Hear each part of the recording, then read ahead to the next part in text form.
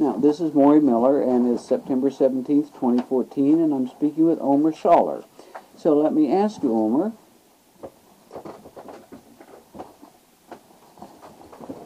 when and where were you born? I was born in West Union, the village in the southeast corner of Clark County, on December the 4th, 1926. Dr. Silas Weir was the medical doctor that I was delivered at home. Okay. My father was Marino, or what known as Reno Shawler, S-H-A-W-L-E-R.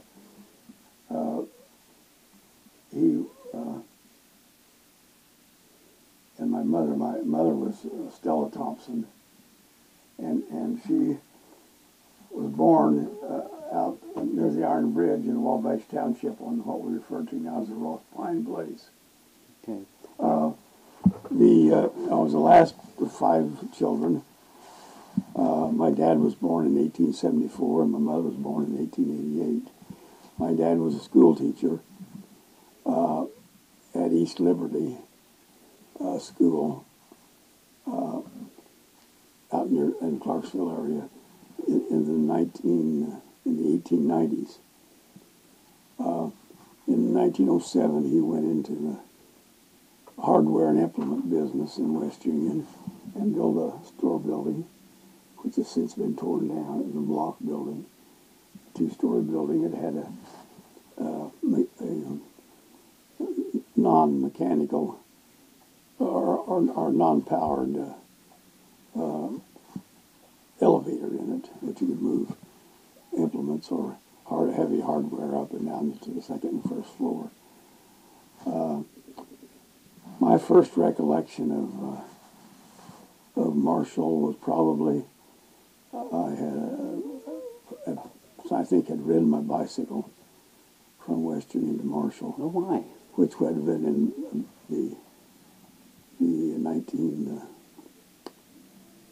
probably about 1936 or 37. So how old would you have been then? I'd have been about 10 years old at that time. And then I don't know when my other recollections of Marshall, it used to be diagonal parking.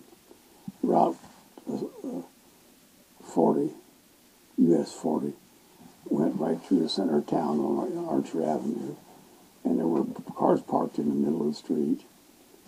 And there was also diagonal parking, I think, on the side of each side of eastbound or westbound lane. And there was a stoplight in the center of the street at Route 1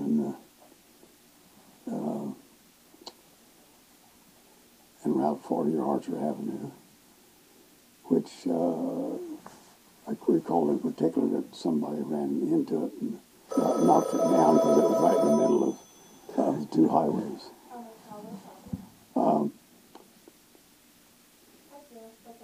Charlie Bush was about 15 years older than I am, and he was always a strong supporter of Marshall. He went to high school in Marshall, played football, and then went to Indiana State.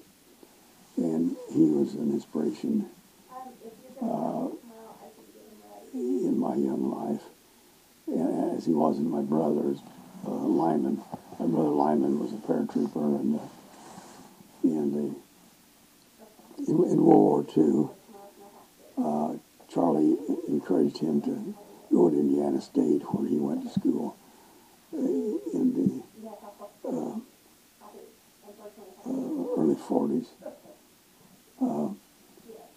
And led me to become acquainted with Indiana State. My father had been in the hardware and implement business. He sold overland automobiles, I think, back when they first started selling automobiles, and J.I. Case farm equipment, and hardware now, like hardware stores used to be, and there are none anymore. Or not in small towns, because Walmart is so competitive that a small businessman, just like a small grocer, other than a village grocery store, and most of those are us. There were local stores in different parts of town. Of course, B.F. Johnson ran a store here, and it was called the Boston Store. He had a branch of it in West Union at one time. He was a prominent businessman in Marshall, and he ran a small loan company, and his loan company and he owned Harlan Hall, in fact, and ran a Boston store in that, and I think in the building probably on the north side of the street, where Booth had formerly, I believe Booth had operated the store there years ago. The post office, before it was built up on 7th Street, was on 7th Street. It was here on 6th Street, where Clark County Title is now. Edith Cole, which was a lady here in town, her husband was one of the original Cole brothers. He died early in life in 1912, I think.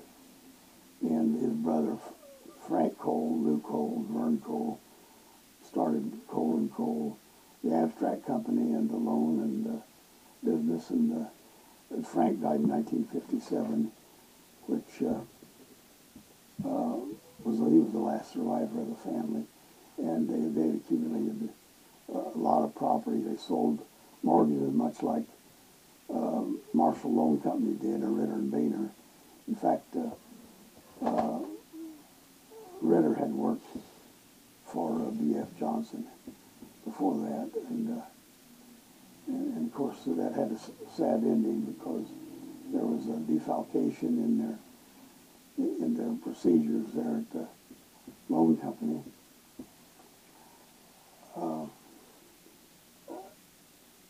I'm inclined to wander just a little bit here.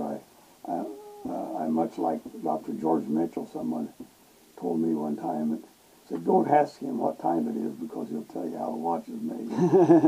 We'll go back to Marshall.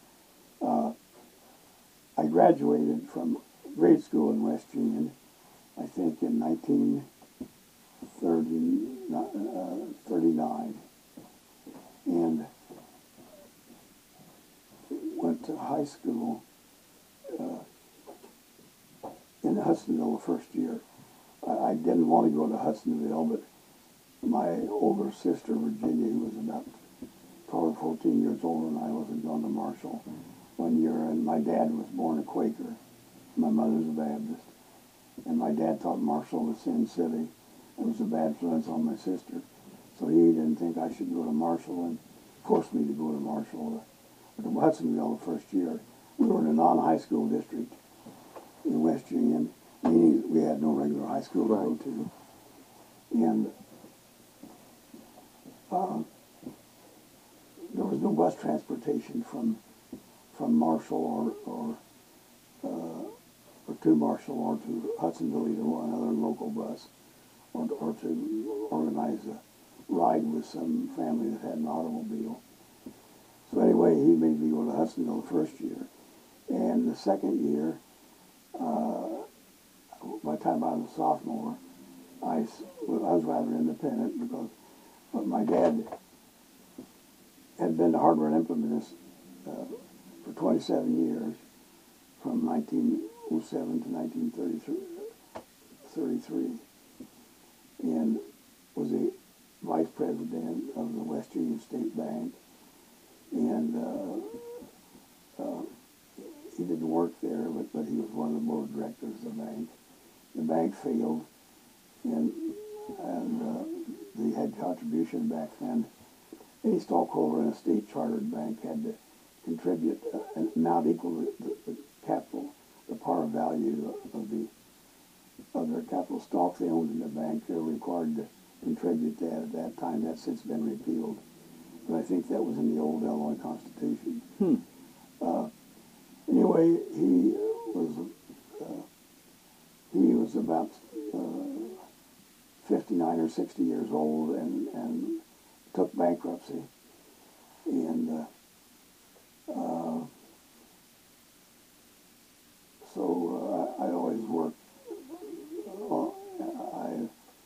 child, we had team horses. We didn't have a tractor. We didn't have a car. By the time I had come along, and I had made my own money, so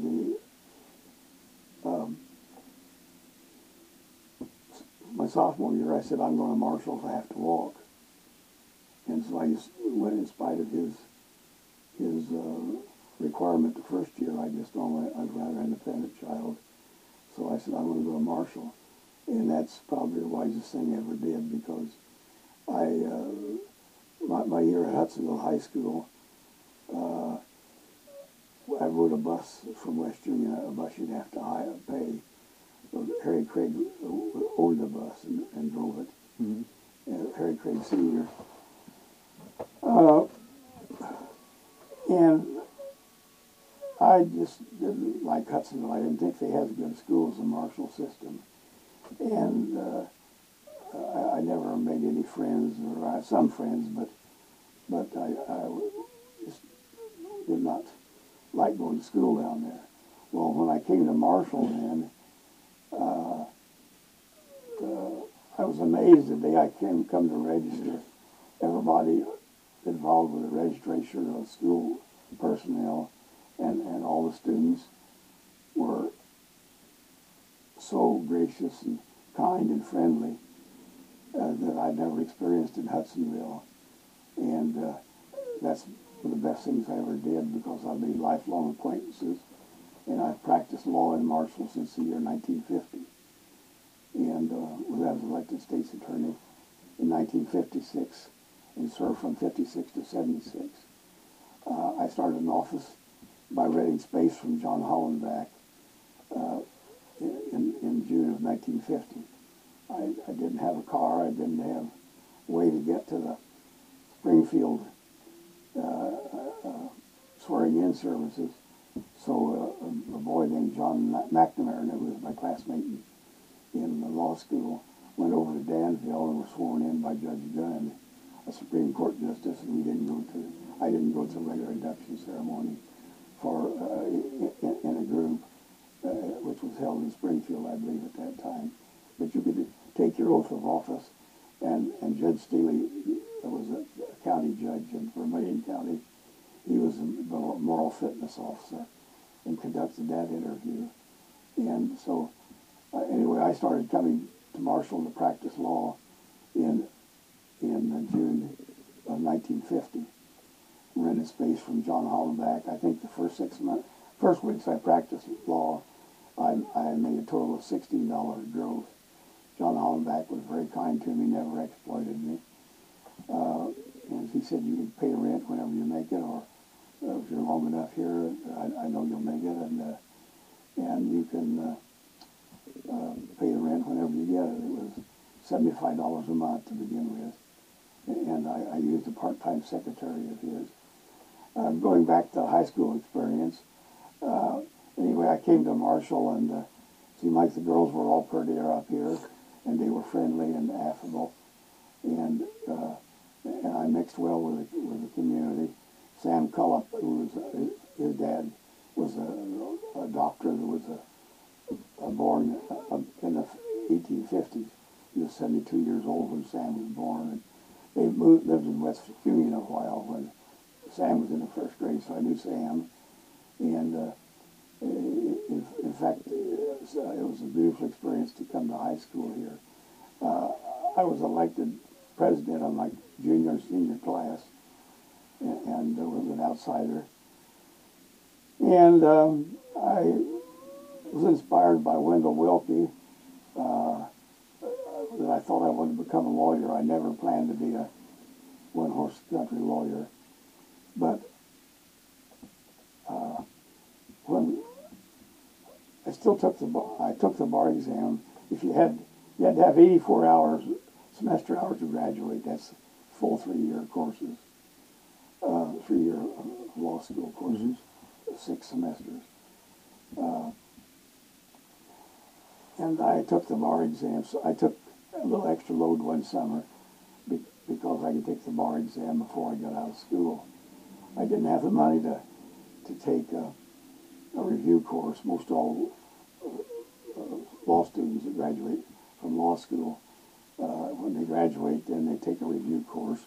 A lawyer named Gore, I believe his name was, had a law review course in Urbana-Champaign, and it cost about $125. And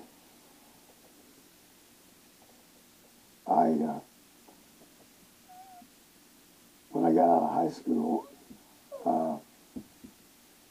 I was 17 years old, and I started immediately. In July, I started Indiana State.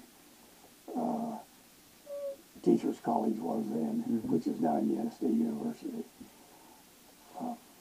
I was working on the railroad as a section hand on Saturdays when I was in high school for about the last half of my senior year. And you could make $5.04 a day. You made 63 cents an hour, and which seems rather paltry now, but that was the best thing that ever happened to me, because I made my first $1,000 working on the railroad as a section hand. The section was in West Union. Bill Rahill was the section foreman, lived up Walnut Prairie, and he gave me a job and a couple other students in the locality at Arbuckle and Ethy Boy from West York. I know all worked on and we rode a motor car, and the section extended from I think the Kildall Crossing, they called it, which is now the Zion Road, and it went all the way to the coal dock. There was a coal dock north of Hudsonville, and a watering station that for Lake Walton was a bar pit to build a grade when the railroad came through there in about 1870. At the time the original railroad was built and came through Marshall, it came right down Route 1, what is Route 1 now, Michigan Avenue, and went south on Michigan Avenue to the Catholic, where the Catholic Church is now, and the UB Church. And then it veered to the left, eastward, and went down Michigan Avenue to outside of town again, and went all the way to Cairo, Illinois. It was originally called I believe they did the Danville Mount Carmel Railroad, and in my time it was part of the New York Central System, and the name before that was the CCC in St. L, which is Chicago, St. Louis, and Cincinnati, or Chicago, Cincinnati, and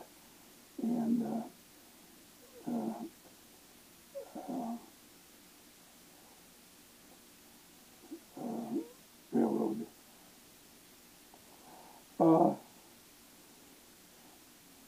I went to Indiana State the first semester, started in July, and the semester ended in October, because they were on a semester system then.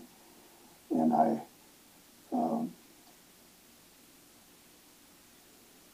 worked 3 days a week on the railroad, because I could schedule my classes so they would be on Monday, Wednesday, and Friday.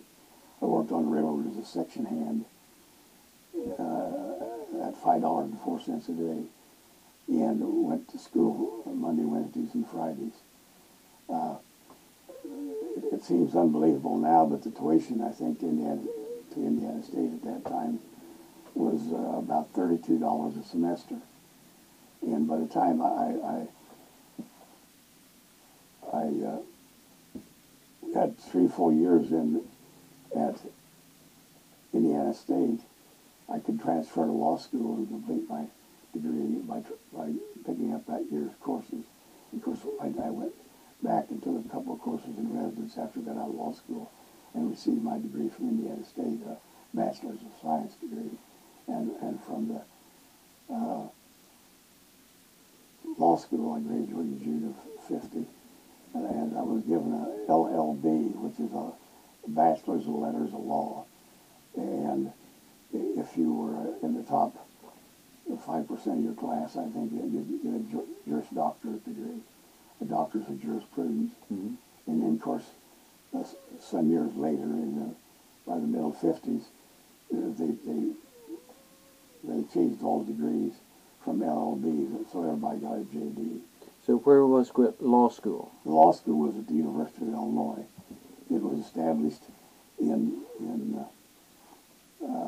university, I think, was established about 1868 or 69. And the law school, I'm not for sure what year it was started, but the building was called Altgeld Hall. John Peter Altgeld was a governor of Illinois during the Haymarket riots in Chicago, and was a governor for 1 or 2 terms in Illinois. And it's a very historic building, and now there's historic preservation on it, I'm sure. There's a clock tower, a large one there that has chimes in it, and it's the corner of Wright and Green Street. And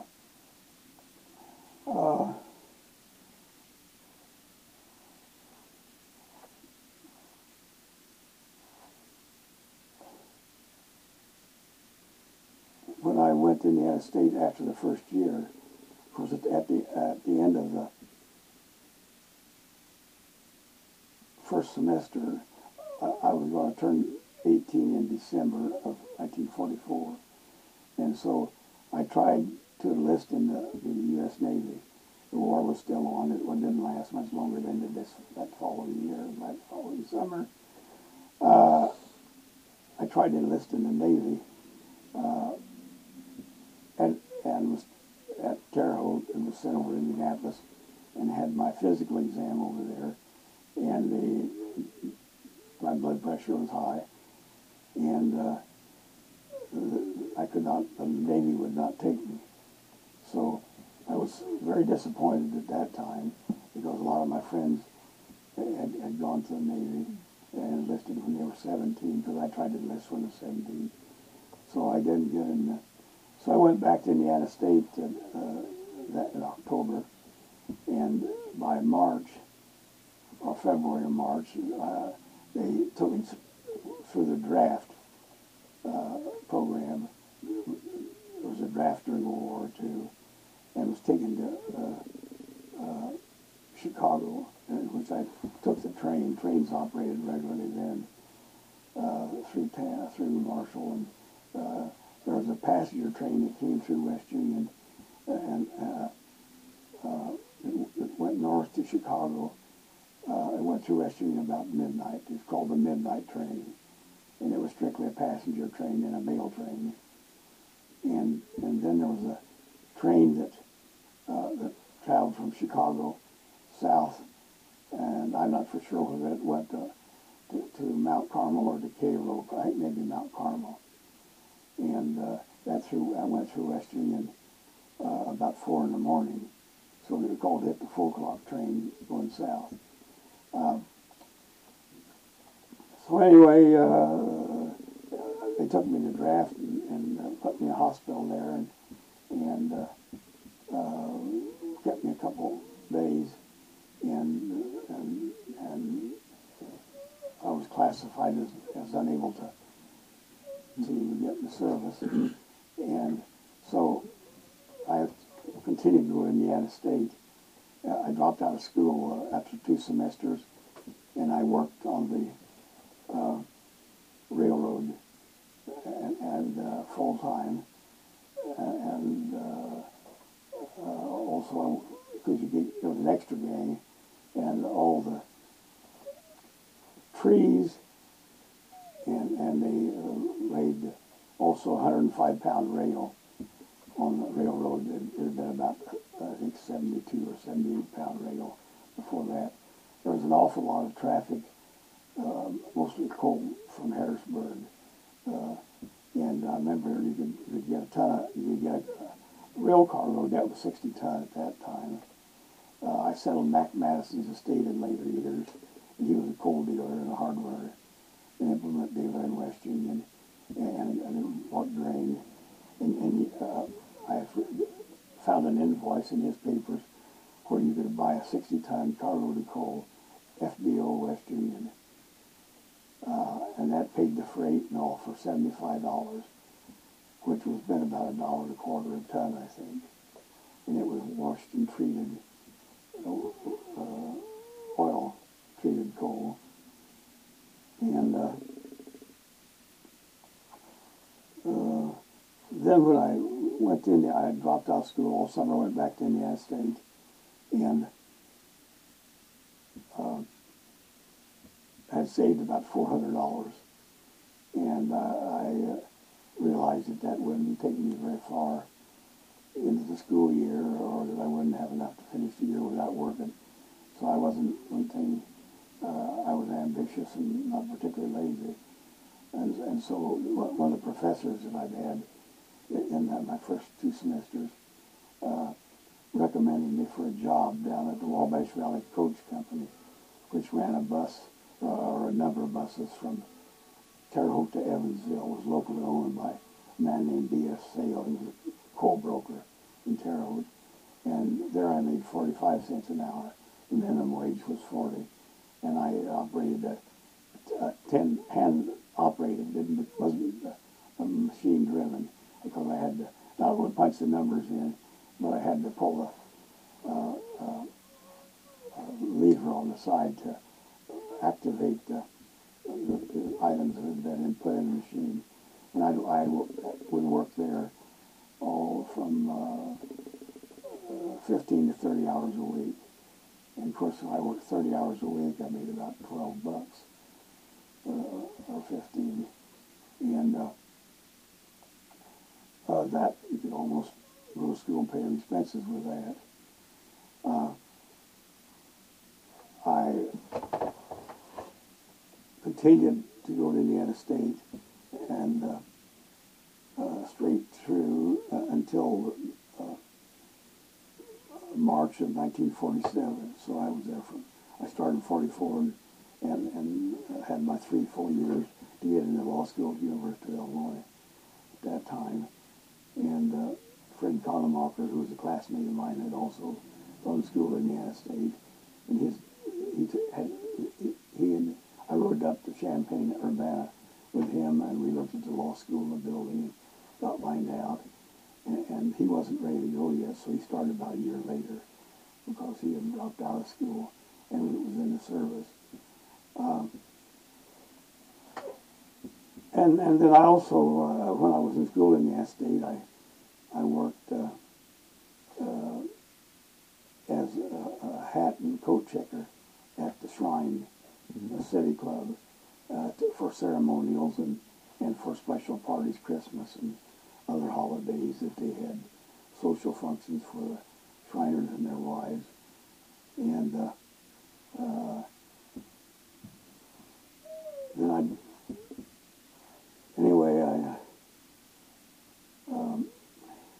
maintained my friendship with people I'd gone to school with, and I was particularly good friends with Cullops, Doc Cullops' family. He had 2 daughters and a son. Sam and I were in high school together, so I always had a place to sleep there in case I couldn't get home for the evening. And even after Sam had gone to the service, and eventually he got out of the service about 1945. Well, let me catch up here a Yes. minute. So were you living in West Union still? Yes, I was. And then you drove back and forth? I had no car. So how did you get back and forth to Indiana State? I hitchhiked or rode a bus. There was a bus, the Robson bus. In fact, the man that owned it was named Rankin. And he seemed like an older man to be, but he was young enough to be in the military service, because in 1940, late in 44, he went into the service and was killed in Europe. And he had a bus service that was a stretch limousine, and had about 6 or 8 seats in it, and could hold, probably 15 or 20 passengers. And that's how I went to high school. But Sam Cobb taught me to hitchhike, and it cost about $0.25 to ride the bus, and I could hitchhike. And at that time in Marshall, we had no cafeteria, or there was no bus service that was provided to the students. You had to get here the best you could. Right. I know I had one boy, Bill Schatz, I think maybe he rode a horse into town to come to school, and some of the fellows rode bicycles from that lived a little farther out in the country, and Leon Warwick, who ran a country store out in Wabash Township. He had a car, and he turned it into a little bus, and he hauled 3 or 4 of his daughter and 3 or 4 other students every day into school. But I never had an automobile till I practiced law 6. I graduated from law school, and I'd already taken the bar exam in March, and I graduated in June. So John Hollenbeck, I came in here to study with the law library because I didn't take the Gore review course because I didn't have the money to.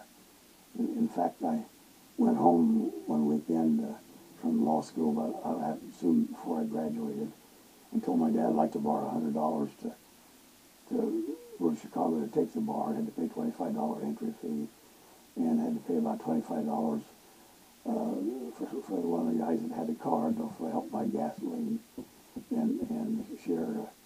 And anyway, I needed about $100. He said he didn't want to spoil me.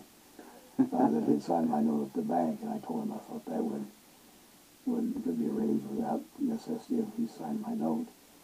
And anyway, I remember hitchhiking to town that evening to visit my girlfriend, my wife now, Virginia Mealy. Virginia and I were married in 1951, and we have 3 children, and I've lived here all my life.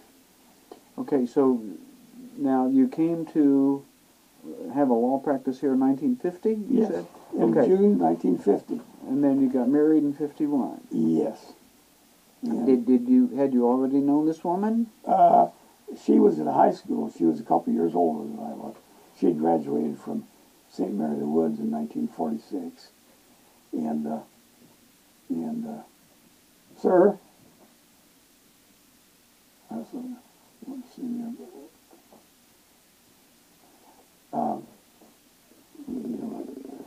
Feature.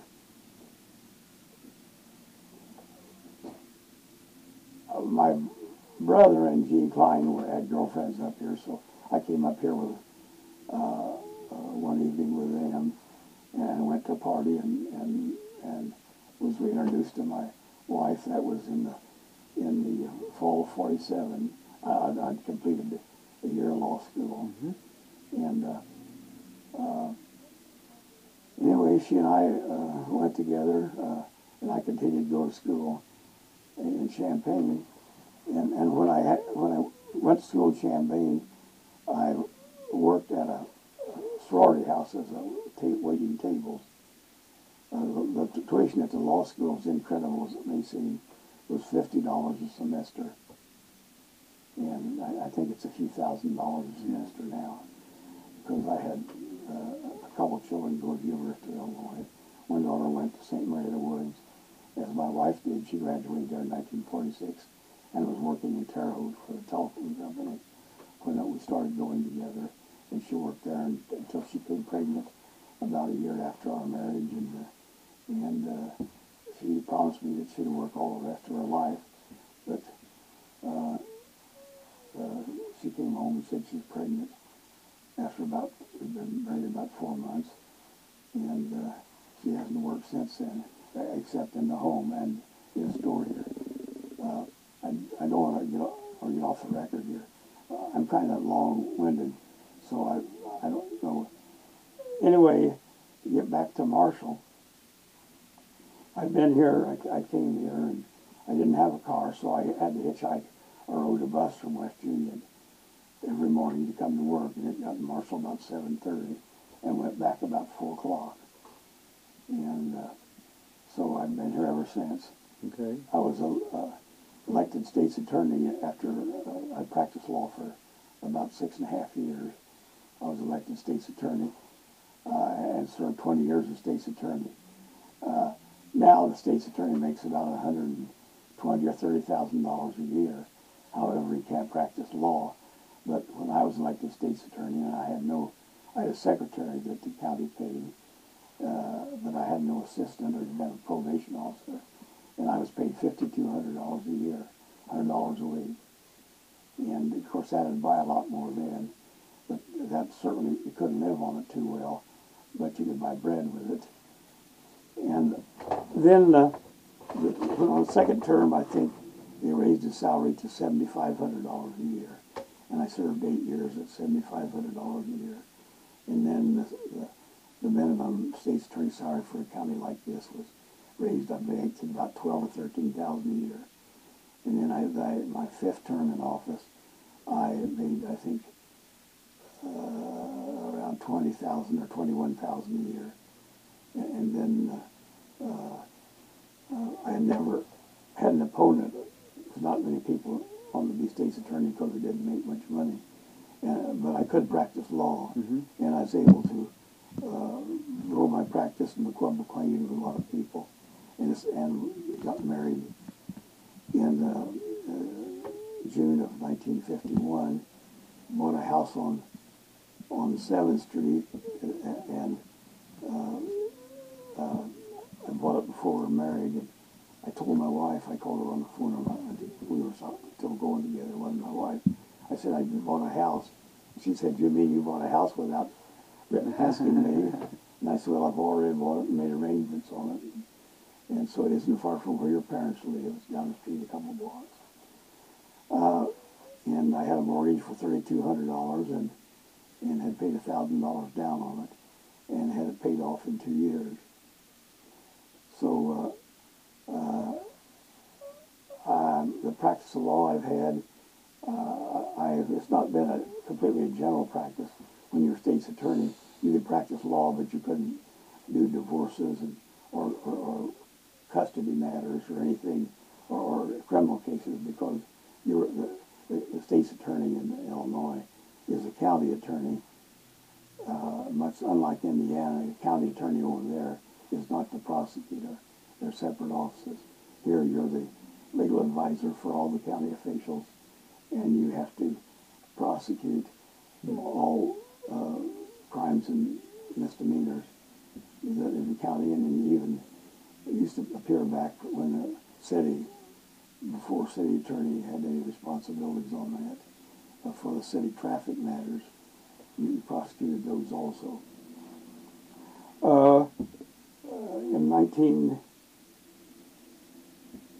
I lived in a house where we bought there on Ash Street, 811. I think Pittenger's live there now. And I bought a house on North 7th Street, which Velsico had built for their manager, because they came here about 1936, I believe, or 37. And where J.E. Malloy, Jot Malloy, had lived. And I bought that from him for $20,000. And then I lived there for 35 years until 1994, 95. And at that time I built the house where I live now at 315 North 7th Street, which is about 3 houses north of the post office and the church. The judges in Marshall, we didn't have an integrated court system back when I started practicing law. We had a county judge in each county of the state of Illinois. 102 counties, each judge would have a county judge. The county judge had probate jurisdiction and jurisdiction of petty matters, small lawsuits. We also had a just the peace system, and a just the peace system was a fee system and had its problems because they always said that was a plaintiff's court. It was all you had to do to get a judgment was file a suit and serve a summons or notice on the defendant, and also the same way with petty traffic cases. There used to be 5,000, even when I was state's attorney, there were 5,000 traffic cases in Clark County a year, and petty crimes. It's one of the interesting things about that I've observed in my lifetime. interstate finally came through and was finished about 1969 or 70, we would have a traffic death a week. And you had to have a coroner's inquest if you had a traffic death. There was about a person a week killed on Route 40 between Terre Haute state line and the Effingham County state line. And then eventually the state soon put the interstate through Cumberland County, and then the whole interstate system in this area, Route 70, went from a dual highway, 4 lanes, Right. to a 2-lane, and people would come through going east or west and think they were still on a 4-lane No, sure. traffic. And I remember Dr. Mitchell was very vocal, which Doc was capable of being, and complained to all the politicians and did all the influence he could to try to get the interstate, because he got up a lot at night, he and Doc Elias, to take care of emergency patients who were injured.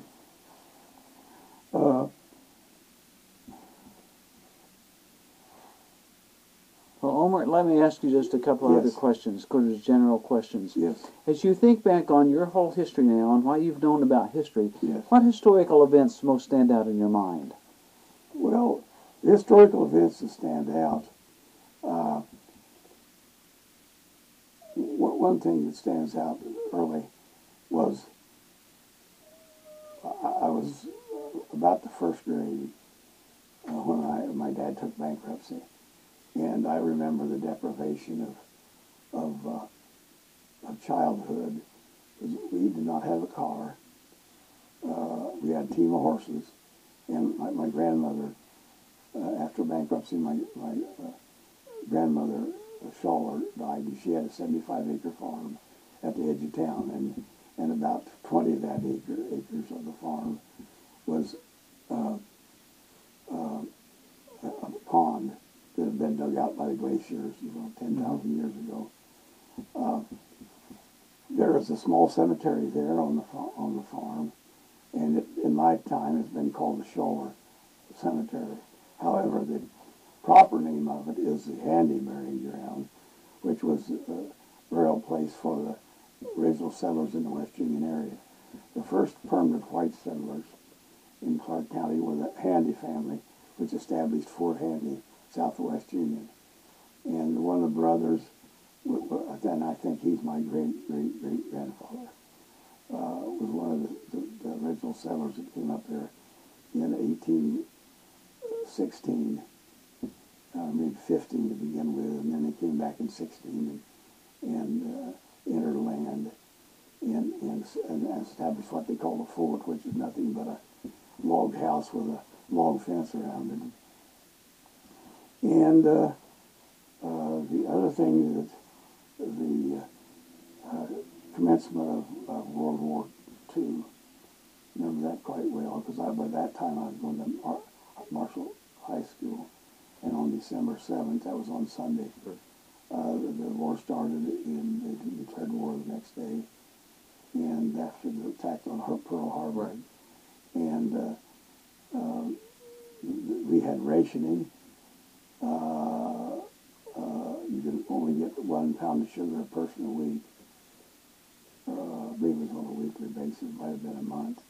My dad had a sorghum patch, and so that took the place of sugar, and you could make cookies or cakes or other sweetened with sorghum, cane sorghum. Had a cane patch, which looks like corn, and you strip it with a little mace, or take about the length of a ruler, only about an inch square, and you strip the leaves off of it, and you had to cut the cane before it frosted, otherwise it ruined it. And you'd cut the tops off, and we'd take that sorghum to a cane to Park Center, and there was a man named Shade who ran a sorghum mill. And in fact, there were a number of sorghum mills around the country, and of course history has it that a number of them were actually, they were not only making sorghum molasses, but they were making liquor and would sell it in milk cans. And I won't mention any particular names, but you may have heard those stories in the locality. And there were some in a place or two in Melrose Township. There was a couple of places in Darwin Township, and there might have been some in Wabash that I'm not aware of. Then the other thing I remember was coming to Marshall, and that was actually a turning point in my life, because before I came to Marshall and met all the nice people that I have met, I've known all the rest of my life, and many of them are dead or moved away, because I graduated from high school here in 1944. But Marshall is a friendly community. My dad was a Quaker, my mother was a Baptist, and I went to the Baptist church when I was young. The Quaker church in West Union closed. It was called the Friends Church. It was right across there from the funeral home, and one house to the east from where the funeral home is now. It was just west of where the grade school used to be. Mm-hmm. And the school I went to in West Union, of course, a memorable thing. It was a 2-story brick building, and there were country schools. There was a number 6 school at between West Union and the river. There was a block school. The West Union School District was number 69. So there were probably somewhere between 70 and 100 country schools in Clark County, until there was a consolidation process that went through in the early 50s. And in fact, I represented the school district when that was in that consolidation process, and I represented the school and a lot of the schools when those local schools were sold. And then my experience in Marshall was the start of my life. And after I thought before I came to Marshall, I thought I was an ugly duckling. I was an outstanding student, but I wouldn't work. And I had some teachers who were very encouraging, Mr. Hornbrook and Miss Goff, and other teachers. But by the time I got to Indiana State, I finally decided to go to work, and I made very good grades at Indiana State. I remember all my grades were A's and B's. I never made a C in undergraduate school at Indiana State, which was no great accomplishment, but there were plenty of them to go around. And I was, of course, a little easier to get into law school then, and the tuition in Illinois, as indicated before, was $50 a semester. Omer, I have one other question. Yes. And that's to talk about today, and Marshall today. If you were to talk to somebody who was visiting from someplace else and asked you about how you would describe Marshall and why you live here, what would you say? It's a nice place to live. Houses are more valuable in Marshall than they are anywhere else in the county. Casey has not kept up with the times as much as Marshall has. Martinsville certainly hasn't. And Velsico was an important factor in the economic development of Marshall. And you could always tell when you're in Marshall because it smelled like chlorinated chemicals. And Mill Creek, it smelled like we used to swim every day in Mill Creek, east to West Union, about a mile. There where the Chicago Road went through, there was and the road was changed. The Chicago Road ran from Old York to Chicago, and you still have descriptions of land in Darwin and in that York Township area, describing that, and in Wabash, describing that as Chicago Road. I had a young female student that I became acquainted with here that was going to Indiana State a couple of years ago, and she wanted to interview me as to how times had changed. And the things I said, well, I said when I started practicing law in Marshall, if you advertised as a lawyer or had a big sign, it was more than 12 inches high with your name or a law office, it violated the ethical thing. You could not advertise in the papers. You could be disbarred for putting an ad in. Now there's an ad in the front page of the Terrell paper every day. Sure.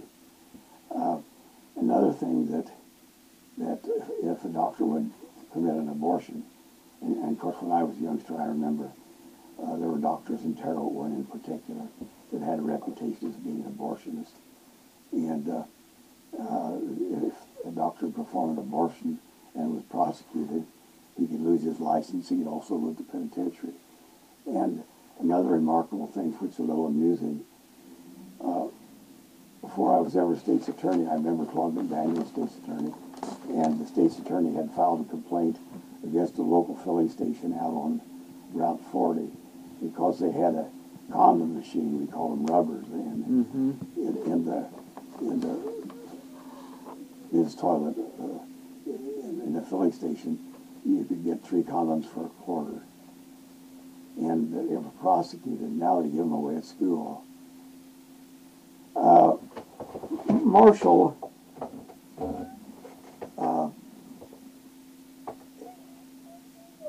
everything wealth or money is relative. You know, the person that has $100 million, a person that's a millionaire is not very, that seems unimportant.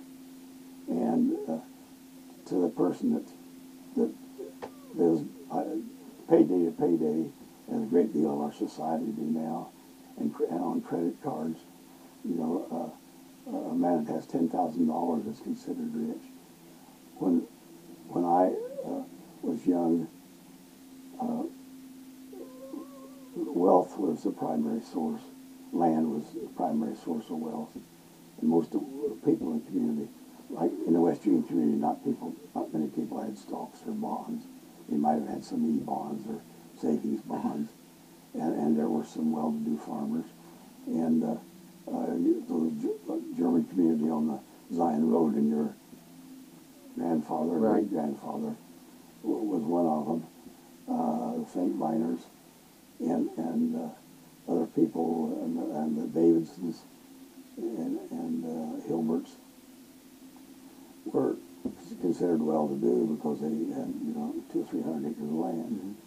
And they had a dozen horses, and of course, like we did at home, most of them have 2 or 3 cows. We did that at home. We milked cows every day, and we had chickens. And the way to get a quarter when you were when I was young was to either take a chicken to town, which you may have got 30, 35 cents for, or you could take a dozen eggs, in which you'd get 15 or 20 cents for. And if you go to a movie in West Union, it was a nickel and a merchant's coupon. If you went to the movie house in Marshall, and there hasn't been one here since the theater burned about 1960, I think the admission price was probably 20 cents or a quarter. Now I think it's $1 or $2 to get into about any movie. There were a number of families.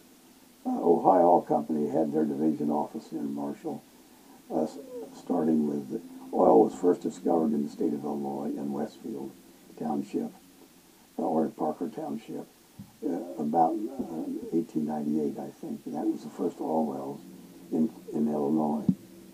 And that put some wealth into the county. And there are a lot of people moved from Pennsylvania, where there was oil at an early time, and they were familiar with reserving oil rights or mineral rights. And you don't find any mineral reservations or severances in Clark County until about the 1880, or between then and 1900 was when the reservation started, because nobody was aware that you know, they thought if you owned the surface of land, you owned everything. Of course, you learn in law school that land is a big bundle of sticks, and each one of those sticks represents a right, an easement, or a right-of-way, or the minerals, or the aerial rights for, or land rights for a pipeline. Marshall is is a very tolerant community. In some communities of the town, they didn't sell liquor. They didn't sell liquor in Martinsville until very recent years. I think the Legion probably got a liquor license. They didn't sell it in Hudsonville either, but you could always get a bottle of beer or some whiskey in Martinsville or in Hudsonville because they had bootleggers. Mm-hmm. And you could West Union, when I grew up, had maybe 2 taverns in Old York that sold liquor and beer after Prohibition, and they sold bootleg whiskey in West Union before the Volstead Act was repealed. And you can, in Marshall, you know, in some towns, for religious purposes or social purposes, you were looked down upon if you went in the front door of a tavern and had a drink. That has never been the case in Marshall that I know of. Marshall is a community where religious preferences do not enter into a person's social standing or recognition in the community. Like as I said, my dad was a Quaker. My mother was a Baptist. I grew up in a Baptist church. Before I married my wife, I became interested in the Catholic Church and took instructions at the Newman Foundation there. When I was in the last year of law school, I was thinking about getting married. And before I got married, I went into the Catholic Church. And the business I have no realization or ever having been discriminated against because of my religious beliefs or my social habits in Marshall. I started to ride a bike to work in 1952, and I remember the guy that started the electronics firm here, not Formalite, but TRW. Not TRW, but the other firm. He called me a bicycle riding lawyer, and not many people rode bicycles then. I started to ride to and from the office every day. I didn't live there for a while. I lived at 11 A Street, and when I was state's attorney, I always rode to the courthouse. And now more and more people ride bicycles, and that was a little bit degrading. And anyway, there were a number of families in Marshall that did not have a great deal of wealth, but they were, relatively speaking, well-to-do. That may have owned some land, a farm or two, and had, $200,000 or $300,000, $400,000. And until inflation hit in the 70s, that was a lot of money. The federal estate tax exemption before that was $60,000. Anybody that had over $60,000 would have to pay federal estate tax to the federal government. And they had an Illinois inheritance tax, and it was repealed in the 70s, I think, or early 80s. And since then, they've enacted a Illinois estate tax, and the exemption for federal estate tax purposes is $5 million. The exemption for state taxes is $4 million. That is for your gross estate. Mm-hmm. And if you have $5 million, you won't pay any federal tax, state tax, but you pay about $385,000 Illinois tax. And the tax rate has accelerated so that now if you have over $5 million, the estate will pay over half the estate in taxes once you get in excess of that. Because I've had estates, I've had 2 or 3 estates where the tax bill has run up $1 million to $2 million in my lifetime. And the work I've done as a lawyer in town, I've never done any divorce work to speak of. when I was state's attorney, I could not do it, and I've done very little criminal work, or because I was state's attorney for 20 years, never had to go to it since then.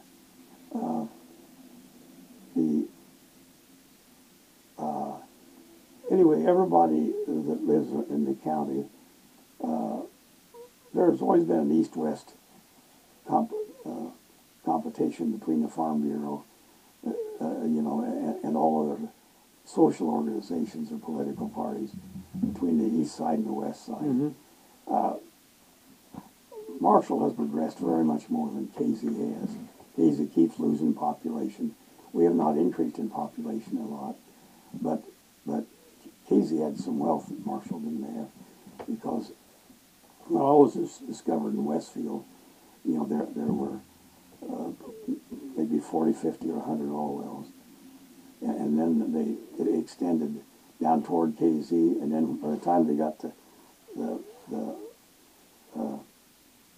field in South Johnson, which was I forget the family name, Partlow Field. That was some of the most prolific wells ever discovered in Illinois. And then by the time they called it the KZ sand or the Robinson sand, when you got to Crawford County had over 10,000 producing oil wells at one time, and that put a lot of wealth into Robinson. Someone started a refining company in Robinson. When I was a child, it was known as the Lincoln Refining. Then it was the Ohio Oil Company, and it was changed to Marathon Oil Company probably in the 60s. Another thing I observed about Marshall, and I'm sure it's true in a lot of places, the wealth in Marshall, when I started practicing law, a lot of families had stocks, in corporations, particularly Marathon, Standard Oil of California, which is now Chevron, and in AT&T, and which was a primary telephone, although our company was a local mom and pop Illinois telephone, and then Clarksville was a mutually owned telephone, and that's all changed. The banks never paid any interest in Clark County until George Nichols bought the Lady Bank from or actually Grotenheis, his cousin bought it first, and Nichols bought it. When they started paying interest, then all the banks went to paying interest. Now people have CDs, and they think in terms of a CD as a safe investment because it's insured. And a lot of people, or at least old enough, I remember when banks failed, Martinsville Bank failed, the Marshall Bank would have failed if it hadn't been for the Lady Bank that put some money into it to keep it solvent. There's a bank or two in Casey failed. I've got some papers back in the back room there that shows I think John Hollenbach was the attorney for the receiver, and where the Martinsville Bank was liquidated. The streets all used to be brick, and in fact, Route 40 was a brick road. Mm-hmm. And of course, Illinois has been known for having their governors that couldn't keep their money separate from the states. And I think Emerson maybe was a Republican from Kankakee, and I think when a lot of those roads were built, they're brick. Lawrenceville, I know, had brick town roads. Route 1 was built about 1920. Before that, it went where the old road that extends north from West Union across Mill Creek through Walnut Prairie, and then on up through your relatives, the Zion area, and then on north. And it had changed routes just like the railroad. It was built on it completely new. Determined discrimination of rights.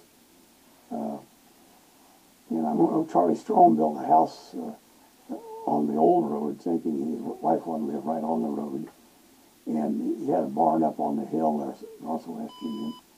When they put the highway through, the backyard of his house was on the highway. And the barn was still up on the hill. And the hill would have been a nice place to build a road because it's about a quarter of a mile from there down there.